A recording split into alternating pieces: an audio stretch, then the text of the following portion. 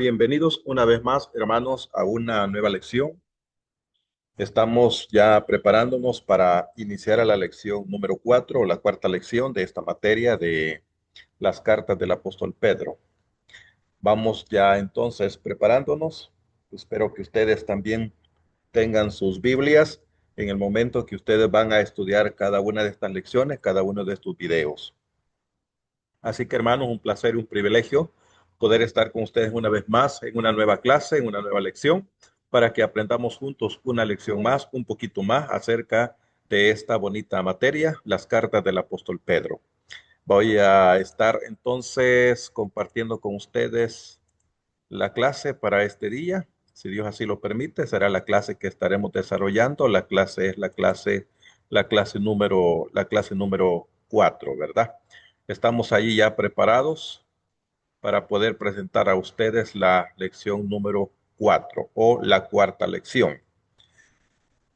En esta lección, hermanos, vamos a estar estudiando, vamos a estar analizando el capítulo 4.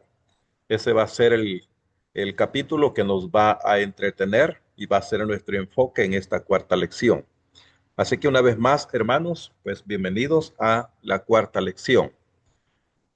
A manera de introducirnos, podemos decir, hermanos, puedo decir que los capítulos 4 y el capítulo 5 analizan la gracia de Dios en el sufrimiento.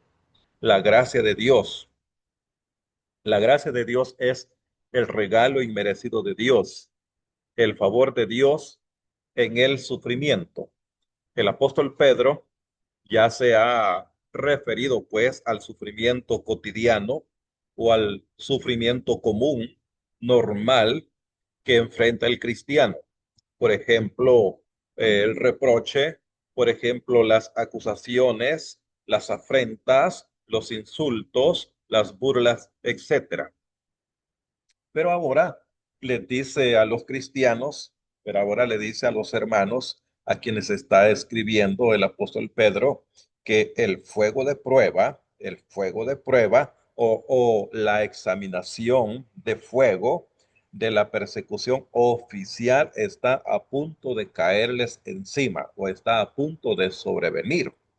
En este capítulo da tres maravillosos y benditos beneficios que pueden venir a los cristianos cuando estos atraviesan sufrimiento en la voluntad de Dios o bajo la voluntad de Dios. Número uno, el sufrimiento purifica al santo. Primera bendición, primer beneficio, el sufrimiento purifica al santo.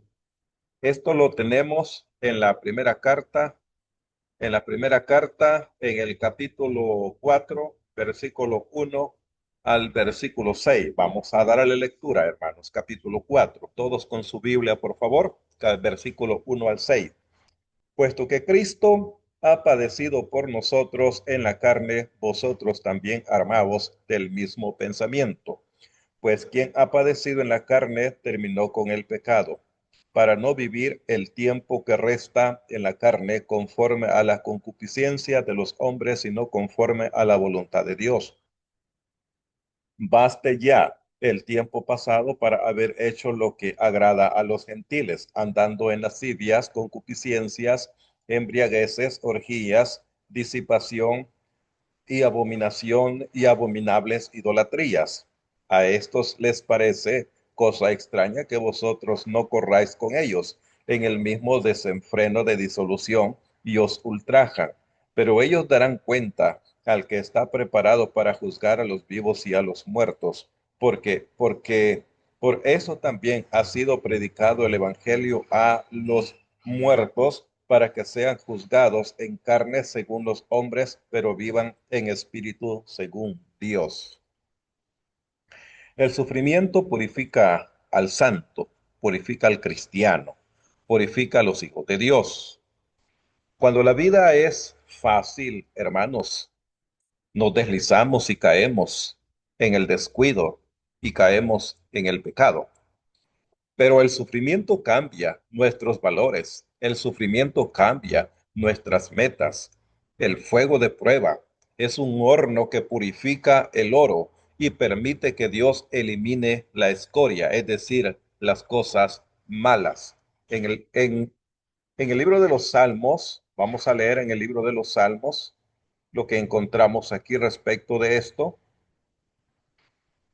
Salmo 66 y el versículo 10. Leamos, hermanos, Salmo 66, 10. Dice así: Porque porque tú nos probaste, oh Dios, nos ensayaste como se afina la plata.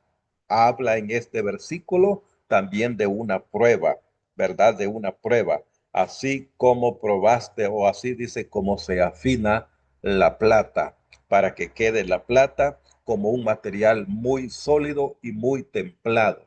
Lo mismo sucede con el oro. Esto es lo que hace el sufrimiento por nosotros. Nos examina, nos purifica, nos identifica con Cristo, nos identifica con Cristo dentro de la purificación que hace el sufrimiento en el cristiano, nos identifica con Cristo, como dice el versículo 1. Otra vez vayamos a Pedro. Vayamos a Pedro otra vez en el capítulo 4 y el versículo 1 y dice: Puesto que Cristo ha padecido por nosotros en la carne, vosotros también armaos del mismo pensamiento, pues quien ha padecido en la carne terminó con el pecado. Quien dice, porque Cristo ha padecido, puesto que Cristo ha padecido, es decir, Cristo sufrió, Cristo padeció. Él sufrió por nosotros para poder salvarnos del pecado. Cuando nosotros sufrimos por Él y cuando nosotros sufrimos con Él, aprendemos a detestar el pecado y amarle más. El apóstol Pedro los anima a tener el pensamiento de Cristo y a que se den cuenta de que su identificación con Cristo significa victoria sobre el pecado. Nos identificamos con Cristo cuando pasamos, cuando vivimos, cuando experimentamos lo mismo que Jesucristo pasó. Cuando nosotros pasamos lo mismo, entonces nos estamos identificando con Él. Cristo sufrió, Cristo padeció. Si nosotros sufrimos, si nosotros padecemos, nos identificamos con Cristo. También nos recuerda que la vida es corta. El sufrimiento nos recuerda que la vida es corta. Versículo 2 y el versículo 3. Para no vivir el tiempo que resta en la carne, conforme a las concupiscencias de los hombres, sino conforme a la voluntad de Dios. Baste ya el tiempo pasado para haber hecho lo que agrada a los gentiles, andando en lascivias, concupiscencias, embriagueces, orgías, disipación y abominables idolatrías. Nos recuerda que la vida es corta. Damos la vida por sentado o damos la vida por hecho hasta que tenemos que sufrir. Entonces nuestros valores cambian. Qué necio es que el cristiano desperdicie el tiempo que resta corriendo con el mundo y pecando. Hay una mejor manera, ¿verdad? Hay una mejor manera. Antes que vivir en la voluntad de los hombres pecadores, debemos vivir en la voluntad de Dios. Número 3. Enfoca el juicio divino.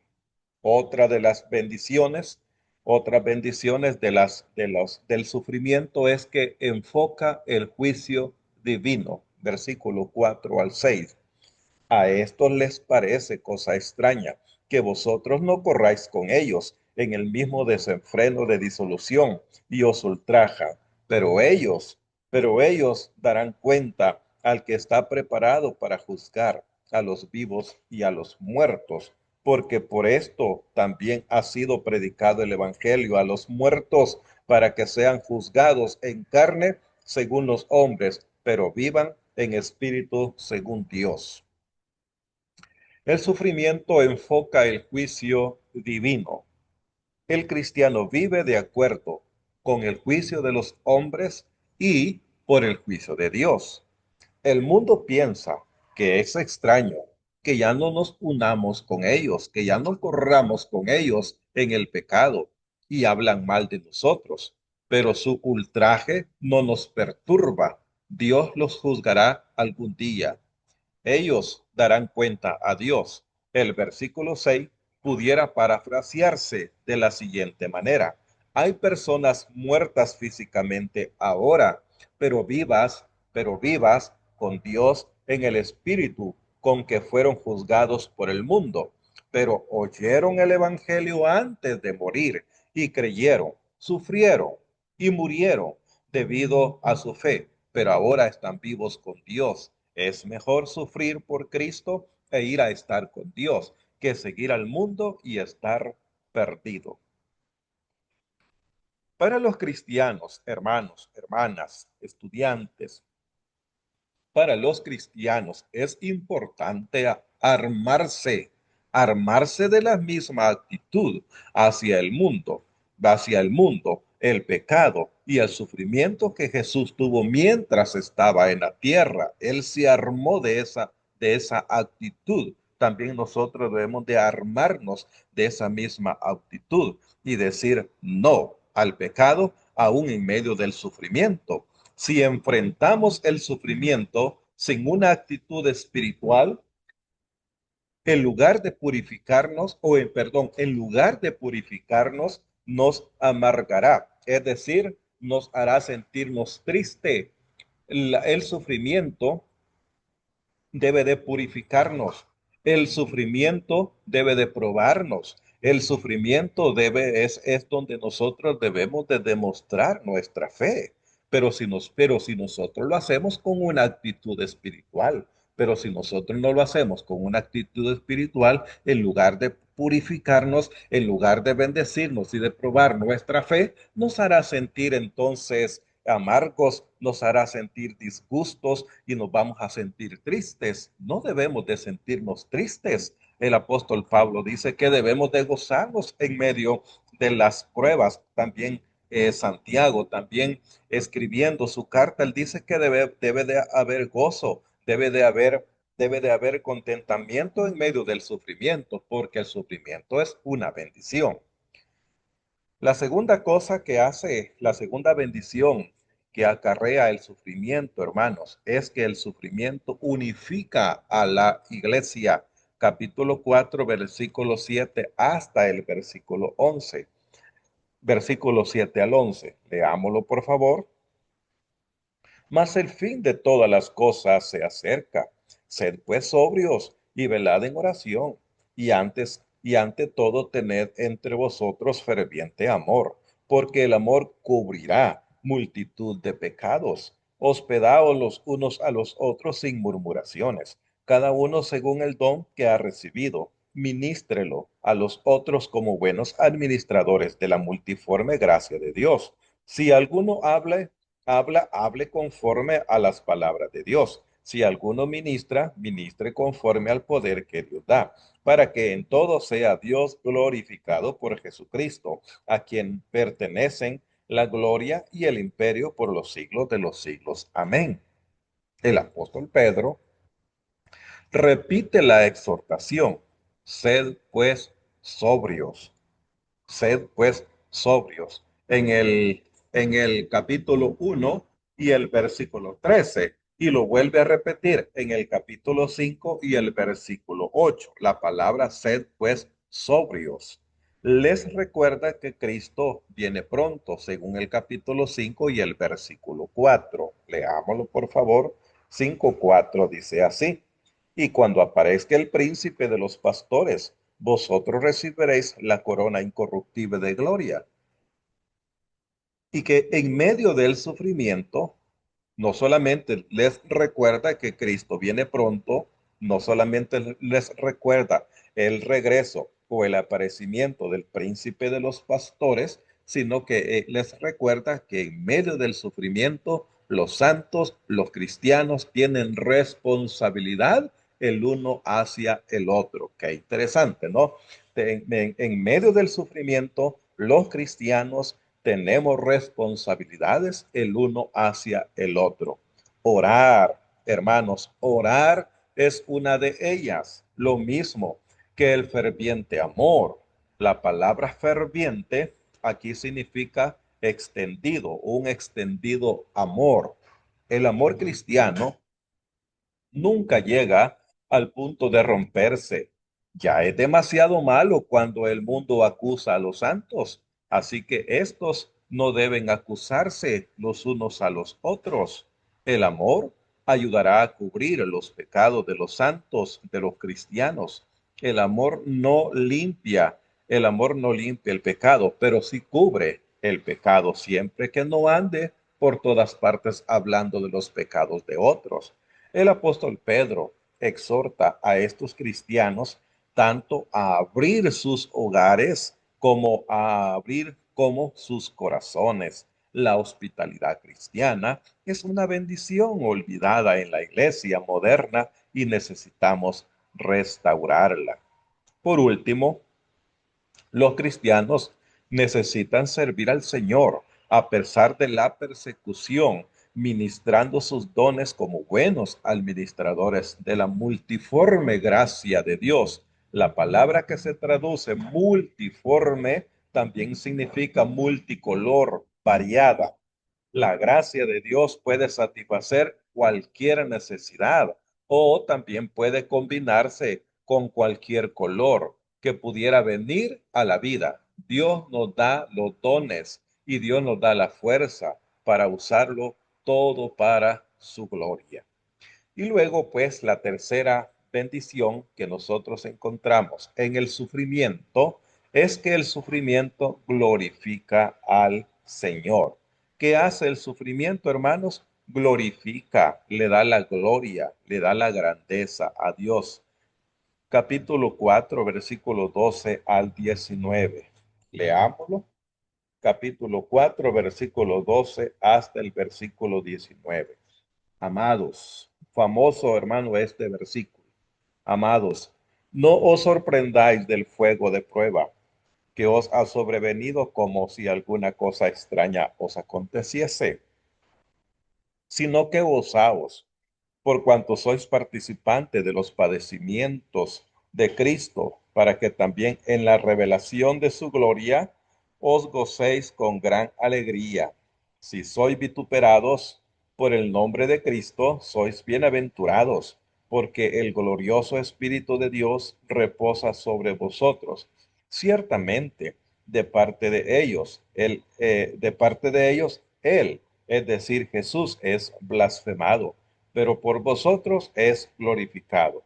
Así que ninguno de vosotros padezca como homicida o ladrón o malhechor o por entremeterse en lo ajeno. Pero si alguno padece como cristiano, no se avergüence, sino glorifique a Dios por ello. Porque es tiempo de que el juicio comience por la casa de Dios. Y si primero comienza por nosotros, ¿cuál será el fin de aquellos que no obedecen el Evangelio de Dios? Y si el justo con dificultad se salva, ¿en dónde aparecerá el impío y el pecador? De modo que los que padecen según la voluntad de Dios encomienden sus almas al fiel Creador y hagan el bien. El sufrimiento glorifica al Señor. Esperen la prueba, dice en el versículo 12. Esperen la prueba, amados. No os sorprendáis del fuego de prueba que os ha sobrevenido. No se sorprendan, mejor espérenla, como si alguna cosa extraña os aconteciese. Las pruebas del versículo 12 o del fuego de la prueba del versículo 12, la palabra fuego de la prueba puede también traducirse como la examinación del fuego o ser examinados por fuego o probados por fuego. Las pruebas no son extrañas en la vida cristiana. Al contrario, debe esperárselas. Las pruebas que son parte de la voluntad de Dios no son advertencias no son advertencias de lo que estamos desobedeciéndole, son la herramienta de Dios para perfeccionar a los suyos. El apóstol Pedro dice, regocíjense en las pruebas, versículo 13 y el versículo 14. Regocíjense, 13 y 14, sino que gozaos, no se sorprendan, sino gozaos por cuanto sois participantes de los padecimientos de Cristo, para que también en la revelación de su gloria os gocéis con gran alegría. Ahora, si sois vituperados por el nombre de Cristo, sois bienaventurados, porque el glorioso Espíritu de Dios reposa sobre vosotros. Ciertamente, de parte de ellos él es blasfemado, pero por vosotros no es blasfemado, por vosotros es glorificado. Qué interesante. Cuando las pruebas vienen, sufrimos por su causa y participamos del sufrimiento con él. Dice en Filipenses, vamos a leer estos versículos en Filipenses capítulo 1 y el versículo 29. Y dice así, Filipenses 1:29. Porque a vosotros os es concedido a causa de Cristo, no solo que creáis en Él, sino también que padezcáis por Él. Y en el capítulo 3 vamos al capítulo 3 y vamos a leer el versículo 10 que también habla de lo mismo, a fin de conocerle y el poder de su resurrección y la participación de sus padecimientos, llegando a ser semejantes a él en su muerte. El sufrimiento que soportamos ahora no es sino un preludio de la gloria o un adelanto de la gloria que disfrutaremos en su venida.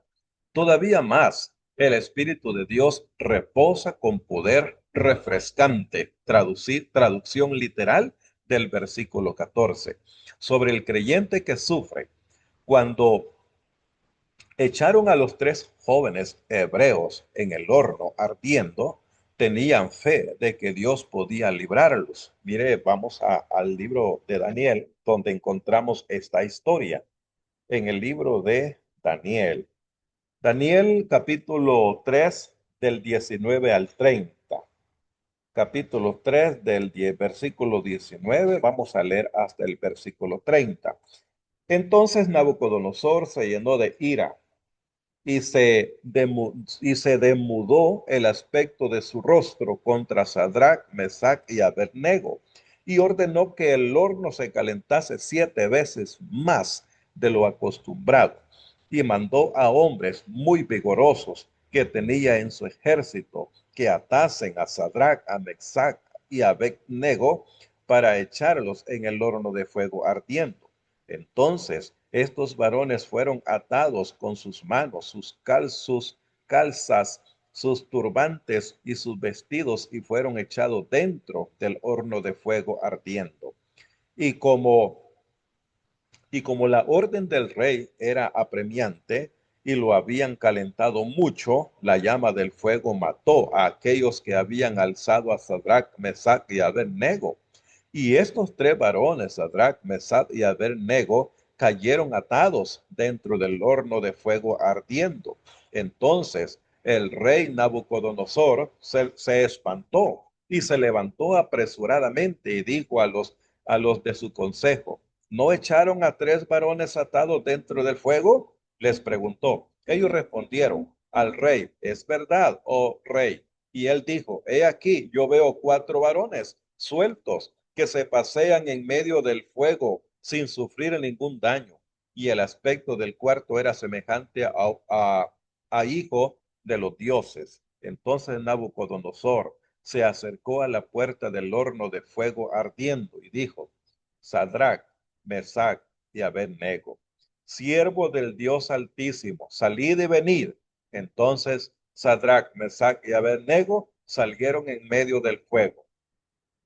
Y se juntaron los sátrapas y los gobernadores, los capitanes y los consejeros del rey para mirar a estos varones. Como el fuego no había tenido poder alguno sobre los cuerpos, ni aun el cabello de sus cabezas se había quemado, sus ropas estaban intactas y ni siquiera olor de fuego tenían. Entonces Nabucodonosor dijo: bendito sea el Dios de ellos, de Sadrach, Mesach y Abednego, que envió su ángel y libró a sus siervos que confiaron en él y que no cumplieron el edicto del rey y entregaron sus cuerpos antes que servir y adorar a otro Dios que su Dios. Por lo tanto, decretó que todo pueblo, nación y lengua que dijere blasfemia contra el Dios de Sadrach, Mesach y Abednego sea descuartizado y su casa convertida en un muladar. Por tanto, por cuanto no hay Dios que pueda librar como este. Entonces el rey engrandeció a Sadrach, Mesach y Abednego en la provincia de Babilonia. No solo los libró, sino que anduvo con ellos. No se avergüencen en las pruebas. No hay que avergonzarnos, hermanos, porque el sufrimiento glorifica a Dios. Por lo tanto, hay que regocijarse, ¿verdad? En las pruebas y no debemos de avergonzarnos. No se avergüencen en las pruebas. Versículo 15 y el versículo, vamos a Primera de Pedro, otra vez, capítulo 4, versículo 15 al 16. Y dice así, Primera de Pedro, 15 al 16. Así que ninguno de vosotros padezca como homicida o ladrón o malhechor o por entremeterse en lo ajeno. Pero si alguno padece como cristiano, no se avergüence, sino glorifique a Dios por ello. No se avergüence en las pruebas, ¿verdad? No se avergüence si alguno sufre, sino que al contrario, glorifique a Dios por ello. La ley romana exigía que cada ciudadano jurara su lealtad al emperador. Una vez al año el ciudadano echaba un puñado de incienso en el altar apropiado y decía, César es Señor, pero el cristiano confesaba, Jesucristo es Señor, en el capítulo 3, versículo 15. Y dice, y los creyentes rehusaban inclinarse ante César. Algunas veces el oficial romano escribía el nombre de Cristo en la tierra o en la pared y le pedía al cristiano que escupiera sobre este nombre. Si el cristiano se negaba, no lo arrestaban, juzgaban y tal vez mataban. Al llevar el nombre de Cristo o cristiano, eran puestos en vergüenza ante sus amigos, pero qué glorioso nombre para llevar, ¿no? Es el nombre sobre todo nombre.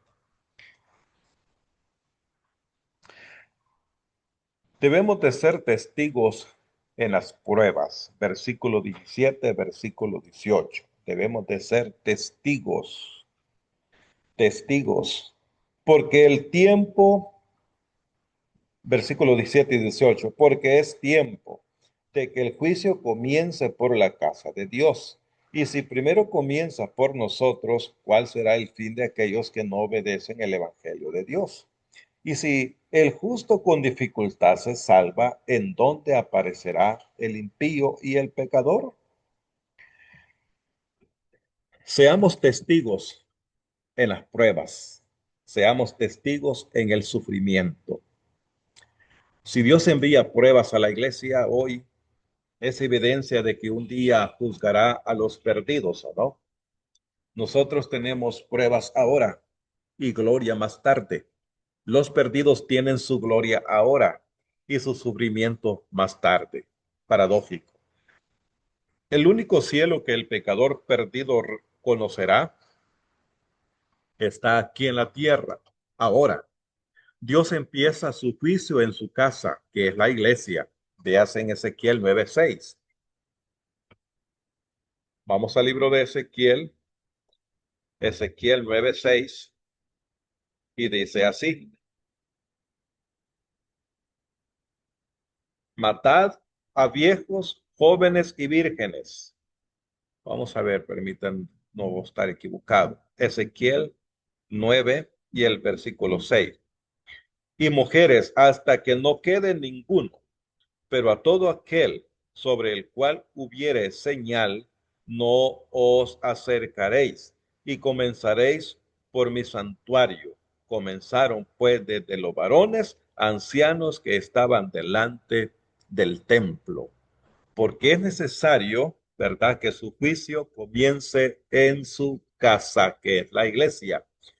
Si la persecución por el nombre de Cristo no es sino el principio de las pruebas, ¿qué ocurrirá cuando llegue el tiempo para que los perdidos sean juzgados?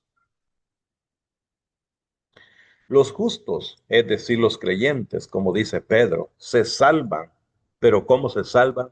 Con dificultad. Los justos, es decir, los hermanos, los creyentes se salvan con dificultad, según el versículo 18. Ahora la pregunta, ¿qué esperanza hay? ¿Qué esperanza hay para el incrédulo?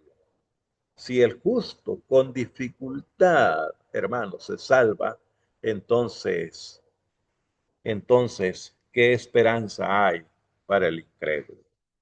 Proverbios 11:31.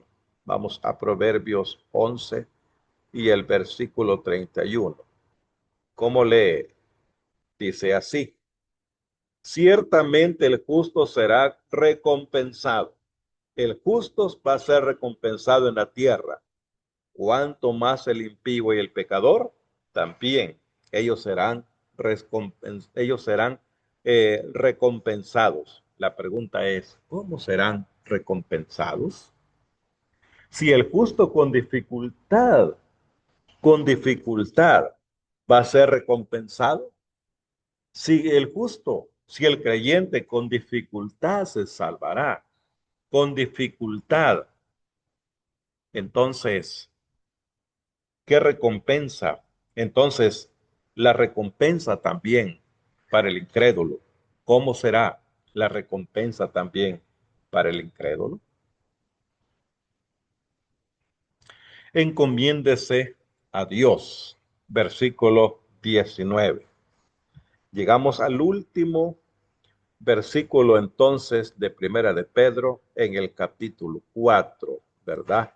Y el versículo 19 que dice, de modo que los que padecen según la voluntad de Dios, encomienden sus almas al fiel Creador y hagan el bien.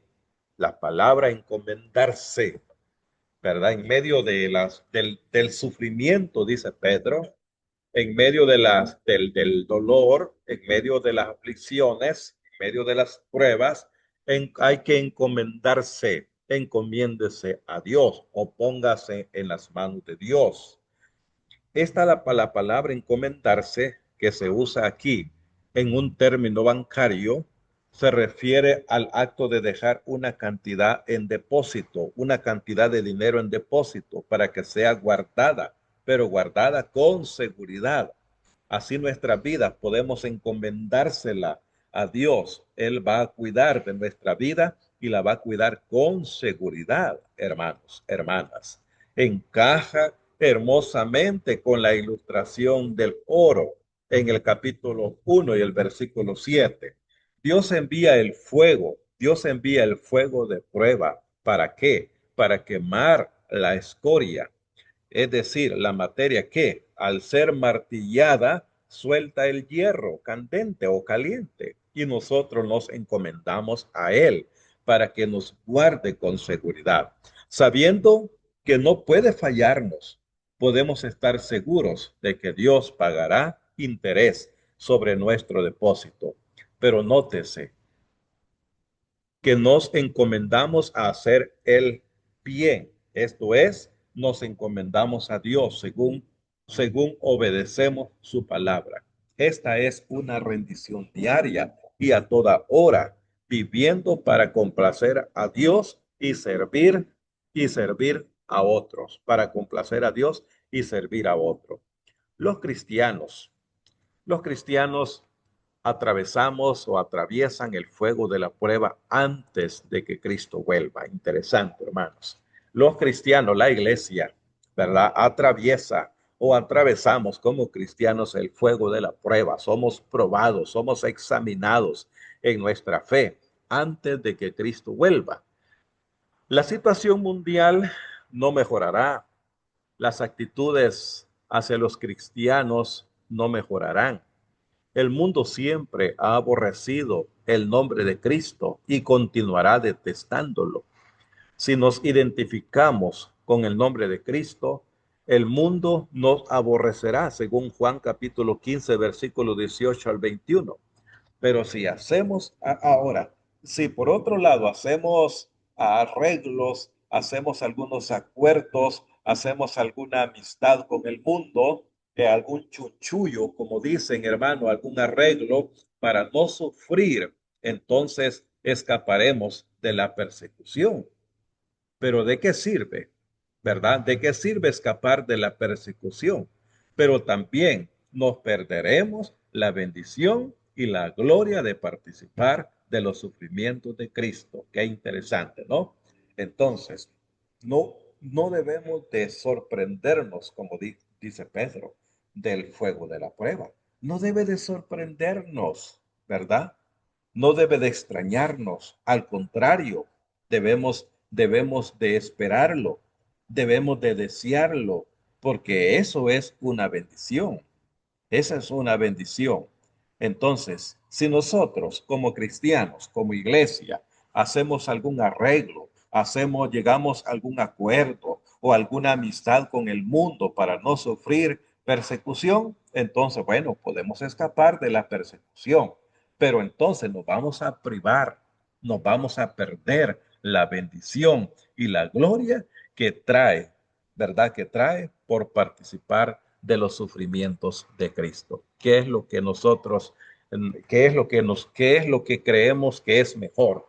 ¿Verdad? ¿Qué es mejor para nosotros? ¿Sufrir para luego estar con Cristo o realmente evitar el sufrimiento, pero nos vamos a perder de las bendiciones del sufrimiento para poder estar con Cristo? Así terminamos, hermanos, hermanas, el capítulo 4 de las cartas del apóstol Pedro. Un capítulo muy hermoso, un capítulo muy bonito, donde nos deja una bonita enseñanza, donde nos hace conciencia, donde nos hace reflexionar y meditar respecto del sufrimiento. ¿Cuál debe de ser nuestra actitud? Una actitud cristiana, ¿verdad? Una actitud espiritual ante el sufrimiento y no tratar, ¿verdad?, de evitar el sufrimiento. Al contrario, debemos de esperar el sufrimiento y actuar con una actitud espiritual. Así que, hermanos, un placer, un privilegio una vez más haber estado con ustedes en este corto video, en esta pequeña lección del capítulo 4 de esta materia de las cartas de Pedro. Que Dios los bendiga a ustedes, que Dios los bendiga a todos, Dios bendiga sus vidas, sus familias, y Dios bendiga su congregación en la cual ustedes están obrando, en la cual ustedes están trabajando. Y una vez más recuerde la lección: no huyamos al sufrimiento, no le tengamos temor al sufrimiento, al contrario, alegrémonos y regocijémonos. Y luego viene pues la pequeña tarea de la cuarta lección para que usted pueda desarrollarla, pueda contestarla y pueda enviármela. Dios los bendiga a todos y será hasta la próxima lección que nos miremos de nuevo en la última lección o en el quinto capítulo, en la última parte de la primera carta del apóstol Pedro. Bendiciones para todos, hermanos.